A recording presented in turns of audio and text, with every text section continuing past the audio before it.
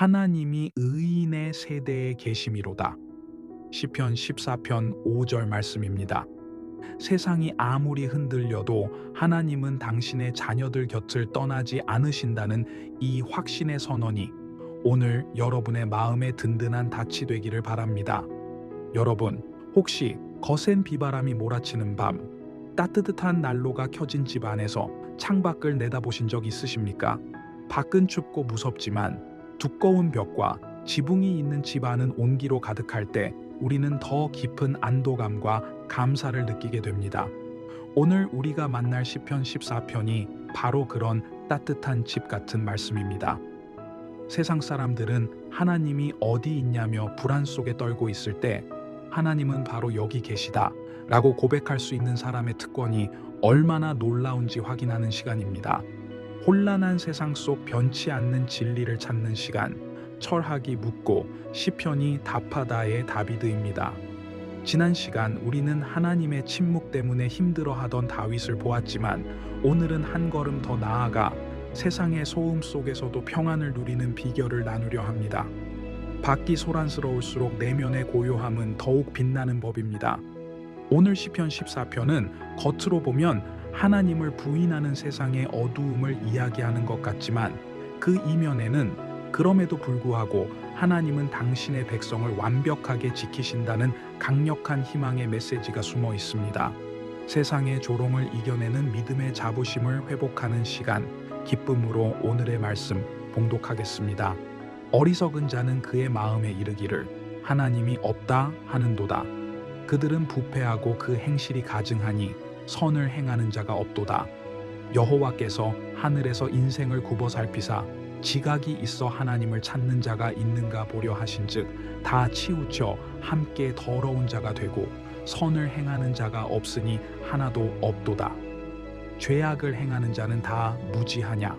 그들이 떡 먹듯이 내 백성을 먹으면서 여호와를 부르지 아니하는도다. 그러나 거기서 그들은 두려워하고 두려워하였으니 하나님이 의인의 세대에 계심이로다. 너희가 가난한 자의 계획을 부끄럽게 하나 오직 여호와는 그의 피난처가 되시도다. 이스라엘의 구원이 시온에서 나오기를 원하도다. 여호와께서 그의 백성을 포로된 곳에서 돌이키실 때에 야곱이 즐거워하고 이스라엘이 기뻐하리로다. 아멘. 시편 14편은 어리석은 자는 하나님이 없다 하는도다 라는 유명한 구절로 시작합니다. 여기서 우리는 관점을 조금 바꿔볼 필요가 있습니다. 세상에는 하나님이 없다고 말하며 스스로 똑똑한 척하는 사람들이 많습니다. 하지만 성경은 역설적으로 그들이야말로 가장 불쌍하고 대책 없는 사람들이라고 말합니다. 반대로 생각하면 하나님을 인정하는 저와 여러분은 얼마나 다행스러운 사람들입니까? 우리는 인생의 주인이 누구인지 알고 어디서 와서 어디로 가는지 아는 사람들입니다. 마치 망망대해에서 나침반을 가진 선장과 같습니다. 나침반이 없는 배는 자유로운 것 같지만 실은 표류하는 것입니다. 그러나 우리는 하나님이라는 확실한 나침반이 있기에 파도가 쳐도 길을 잃지 않습니다. 이것이 바로 성도가 누리는 첫 번째 축복, 방향이 있는 삶입니다. 2절 말씀을 보면 참으로 따뜻한 장면이 나옵니다. 여호와께서 하늘에서 인생을 굽어 살피사 지각이 있어 하나님을 찾는 자가 있는가 보려 하신즉. 세상은 하나님이 없다고 소리치지만 하나님은 하늘에서 우리를 굽어 살피고 계십니다. 여기서 찾는다는 표현은 경찰이 범인을 잡으려고 찾는 살벌한 수색이 아닙니다. 부모가 사랑하는 자녀가 어디 있는지 눈으로 좇는 따스한 시선입니다. 하나님은 지금도 이 혼탁한 세상 속에서 누가 나를 찾고 있나, 누가 나의 도움을 필요로 하나 하시며 당신과 눈을 맞출 사람을 찾고 계십니다. 우리가 하나님을 찾기 전에 하나님이 먼저 우리를 찾고 계셨다는 사실, 이것이 얼마나 큰 위로가 됩니까? 우리는 결코 버려진 고아가 아닙니다. 프랑스의 철학자 파스칼은 그의 책 코알 팡세에서 유명한 내기 웨이거를 제안했습니다. 하나님이 있다는 쪽에 당신의 인생을 걸어라. 만약 당신이 이기면 모든 것을 얻게 될 것이고 지더라도 잃을 것은 아무것도 없다. 파스칼은 하나님을 믿는 것이야말로 가장 합리적이고 지혜로운 선택임을 역설했습니다. 파스칼의 말처럼 우리는 이미 이기는 내기를 한 사람들입니다. 세상 사람들은 눈에 보이는 돈과 명예가 전부라고 믿으며 아등바등 살아가지만 우리는 영원한 생명을 얻었고 천지를 지으신 분을 아버지라 부르는 특권을 얻었습니다. 그러니 여러분, 세상 사람들이 믿는 자들을 향해 어리석다, 꽉 막혔다 라고 조롱해도 기죽지 마십시오. 진짜 승리자는 하나님 편에 선 우리들입니다. 5절을 보십시오. 여기서 극적인 반전이 일어납니다. 그러나 거기서 그들은 두려워하고 두려워하였으니, 하나님이 없다라고 큰소리치던 사람들이 정작 결정적인 순간에는 공포에 휩싸인다는 것입니다. 왜냐하면 그들의 삶에는 기반이 없기 때문입니다. 하나님 없는 삶은 기초 공사 없이 지은 화려한 빌딩과 같습니다. 겉모습은 웅장하고 높아 보이지만 작은 지진만 나도 와르르 무너질 수밖에 없습니다. 그들의 내면에는 채워지지 않는 거대한 공허가 자리 잡고 있습니다. 돈으로도 쾌락으로도 메울 수 없는 그 구멍 때문에 그들은 늘 불안합니다. 하지만 성도는 어떻습니까? 하나님이 의인의 세대에 계심이로다. 할렐루야. 우리는 흔들리지 않습니다. 왜냐하면 우리 삶의 기초가 반석이신 예수 그리스도 위에 놓여 있기 때문입니다. 태풍이 불어도 날아가지 않는 것은 집이 튼튼해서가 아니라 집이 얹혀 있는 기초가 튼튼하기 때문입니다. 하나님이 우리 세대, 우리 가정, 내 인생 한복판에 계시기에 우리는 두려움 대신 평안을 선택할 수 있습니다.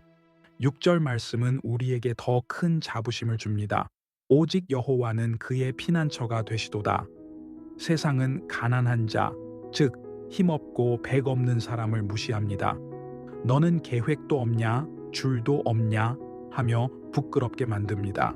하지만 우리에게는 세상 그 어떤 권력보다 강력한 피난처가 있습니다. 어릴 적 술래잡기를 할 때 술래가 아무리 무서워도 안전지대에 손을 대면 잡을 수 없었던 규칙을 기억하십니까? 하나님이 바로 우리의 안전지대입니다. 세상의 환난이, 질병이, 경제적인 위기가 우리를 쫓아오더라도 우리가 하나님 품이라는 안전지대에 들어가기만 하면 그 어떤 것도 우리를 해칠 수 없습니다. 이것이 우리가 가진 배짱이고 세상이 감당할 수 없는 믿음입니다. 러시아의 데무노 도스토옙스키는 고난 속에서도 인생은 천국이 될 수 있다. 만약 우리가 하나님을 사랑하기만 한다면 이라고 말했습니다. 그는 시베리아 유배지의 차가운 감옥에서도 하나님과 동행했기에 그곳을 천국으로 경험했습니다. 사랑하는 여러분, 환경이 천국을 만드는 것이 아닙니다. 하나님이 계신 곳이 곧 천국입니다. 세상 사람들이 보기에는 우리가 가진 것이 없어 보이고 초라해 보일지 모릅니다. 하지만 우리 안에는 세상을 지으신 분이 와 계십니다. 우리는 가난한 자가 아니라 가장 부요한 상속자입니다. 이 영적 자존감을 회복하십시오. 어깨를 펴고 당당하게 세상과 맞서십시오. 마지막 7절에서 다윗은 기쁨으로 시를 마무리합니다. 야곱이 즐거워하고 이스라엘이 기뻐하리로다. 시편 14편은 어리석은 자들의 고발로 시작했지만 결국은 하나님의 백성들이 누릴 기쁨의 축제로 끝이 납니다. 이것이 우리 인생의 결론입니다. 과정 중에 잠시 어려움이 있을 수 있고 세상의 조롱을 받을 수도 있습니다. 그러나 우리의 마지막 챕터는 반드시 해피엔딩입니다. 여호와께서 그의 백성을 포로된 곳에서 돌이키실 때에 하나님은 회복의 전문가이십니다. 혹시 지금 실패의 자리에, 질병의 자리에 혹은 마음의 감옥에 포로처럼 갇혀 계신 분이 있습니까? 걱정하지 마십시오. 하나님께서 반드시 돌이키십니다. 역전시키십니다. 하나님은 당신의 자녀가 우는 것을 끝까지 보고만 계시는 분이 아닙니다. 가장 좋은 때에 가장 완벽한 방법으로 여러분을 웃게 하실 것입니다. 그러므로 오늘 우리가 해야 할 일은 세상 사람들의 소리에 귀를 막고 하나님의 약속에 귀를 여는 것입니다. 밖에서 하나님은 없다, 끝났다 라는 비바람 소리가 들릴 때 내 안에 계신 성령님의 따뜻한 음성에 집중하십시오. 내가 너와 함께한다. 내가 너를 지킨다. 오늘 하루 이 말씀을 붙들고 승리하시기를 바랍니다. 하나님이 없는 부자의 삶을 부러워하지 마십시오. 하나님이 있는 우리의 삶이 진짜 복된 삶입니다. 여러분은 안전합니다. 여러분은 사랑받고 있습니다. 그리고 여러분은 반드시 승리할 것입니다. 이 놀라운 은혜와 평안을 가슴에 품고 감사의 기도를 드리겠습니다. 잠시 눈을 감고 마음을 모아주십시오.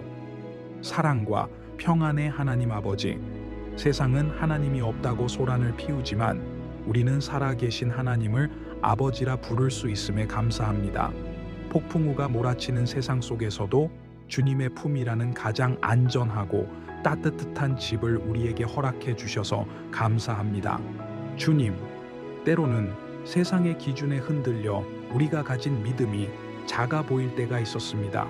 그러나 오늘 말씀을 통해 깨닫습니다. 하나님을 모르는 부자보다 하나님을 아는 우리가 진정한 승리자임을 고백합니다. 세상 사람들은 두려움 속에 살아가지만 우리는 주님이 함께 하시는 의인의 세대에 속하였으니 그 어떤 상황에서도 두려워하지 않고 평안을 누리게 하옵소서. 우리의 피난처 되시는 주님, 지금 이 시간 삶의 무게로 지친 성도들을 안아 주시옵소서. 경제적인 문제, 건강의 문제, 자녀의 문제로 포로된 것 같은 상황에 있다면 주님께서 친히 개입하사 역전의 드라마를 쓰게 하옵소서. 마침내 야곱이 즐거워하고 이스라엘이 기뻐했던 것처럼 우리 입술에서도 웃음과 간증이 터져 나오게 하옵소서. 세상의 조롱 앞에서도 기죽지 않는 영적 배짱을 주시고 오늘 하루도 나와 동행하시는 하나님으로 인해 천국을 경험하는 복된 날 되게 하옵소서. 우리를 영원한 승리로 인도하시는 예수 그리스도의 이름으로 기도드립니다. 아멘. 오늘 묵상을 통해 여러분의 마음에 세상이 줄 수 없는 평안이 가득 채워졌기를 바랍니다. 하나님은 여러분 편이십니다. 저는 영상을 보시는 구독자 여러분을 위해 매일 새벽 기도하고 있습니다. 여러분의 삶에 짊어진 무거운 짐이나 나누고 싶은 감사 제목이 있다면 댓글이나 영상 설명란에 구글 폼으로 보내주십시오. 삶의 무게가 느껴지는 화요일과 목요일, 그리고 영혼의 안식이 필요한 주일, 저는 일주일에 3번 이 자리에서 말씀의 등불을 켜고 여러분을 기다리겠습니다. 성경의 지혜와 철학적 통찰을 통해 함께 진정한 위로를 찾아가는 이 여정에 계속 동행해 주십시오. 여러분의 구독과 좋아요는 이 긍정의 에너지를 세상에 전하는 큰 힘이 됩니다. 오늘의 묵상이 여러분의 삶을 든든히 지키는 영혼의 방패가 되었기를 간절히 기원합니다. 다음 시간에는 여호와의 장막에 머무를 자 누구 오니이까? 라는 질문으로 시작하여 하나님과 동행하는 자의 거룩하고 품격 있는 삶을 노래하는 시편 15편으로 깊은 은혜를 나누겠습니다. 여러분은 혼자가 아닙니다. 하나님이 함께 하십니다. 감사합니다. 아멘.